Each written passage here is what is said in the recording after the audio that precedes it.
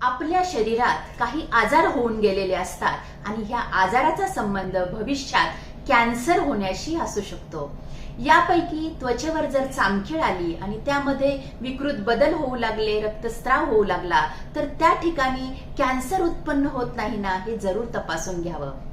बऱ्याच वेळा स्त्रियांच्या अंगावरून अतिशय प्रमाणात पांढरं जात असतं, त्यानंतर लाल रंगाचीही जाऊ लागते, त्यामधून दुर्गंध येऊ लागतो, किंवा पाळी जाऊन 7-8 वर्ष झाली आणि अचानक ब्लिडिंग झालं। अशा वेळी गर्भाशयाचा किंवा गर्भाशय मुखाचा कॅन्सर नाही ना, हे जरूर तपासून घ्यावं। बऱ्याच वेळा पेशंटला आम्लपित्त होतंय आणि ते कमीही होत असतं, पण अचानक ते उफाळून येतं, काळ्या रंगाच्या उलट्या होत आहेत, अशा वेळी जठराचा कॅन्सर असू शकतो।